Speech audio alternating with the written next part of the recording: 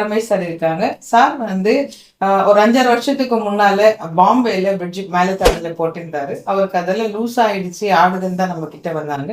அதுக்கப்புறமா அவர் கீழே தாடு பல்லு நல்லாவே இருந்தது. மேலே தாடு மட்டும் அவருக்கு அந்த பிரிட்ஜ் ரிமூவ் பண்ணிட்டு இம்ப்ளான்ட் பண்ணி 3ஆவது நாளே பல்லுன்னு கொடுத்துட்டோம். இன்னைக்கு 6 மாதம் கழிச்சு செக்அப் வந்திருக்காரு. So please. எனக்கு முதல்ல ஆக்சுவலாக 6 மந்த்துக்கு முன்னாடி தான் இம்ப்ளான்ட் பண்ணோம்.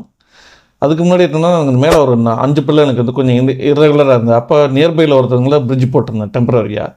அந்த டெம்பரரி பிரிட்ஜு கிட்டத்தட்ட ஒரு 4 இயர்ஸ்க்கு அப்புறம் ஆட்டோமேட்டிக்காக என்னாச்சுன்னா கொஞ்சம் லூஸ் ஆக ஆரம்பிச்சு.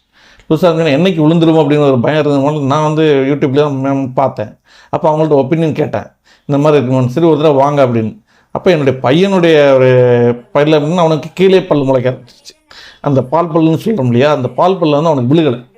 அப்போ இர்ரெகுலர் அந்த சிஸ்டமேட்டிக்காக அதை ரெகுலரைஸ் பண்ணணும் அப்படிங்கும்போது அவங்க மேம் வச்சுட்டாங்க, கொண்டு வாங்க கிளிப் போட்டு அவங்களை வந்து ரெகுலரைஸ் பண்ணிடலான்னு. அவனுக்கு இப்போ இது வரைக்கும் எந்த பிரச்சனையும் இல்லை.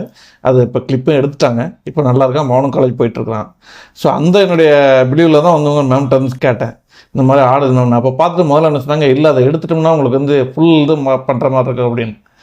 அப்போ சரி ஒரு 2 months பார்த்துக்கலாம் அப்படின்னு. அப்புறம் ஃபர்தராக வந்து இம்ப்ளான்ட்டுக்கு தான் கேட்டேன். ஏன்னா கீழே எனக்கு வந்து ஒரு டெம்பரரியாக 2 இடத்துல பண்ணியிருந்தேன். ஸோ எனக்கு சிவபிள் கொஞ்சம் ப்ராப்ளமாக இருக்குது அப்படிங்கும்போது தான் அவங்க வந்து இதை சஜெஸ்ட் பண்ணாங்க.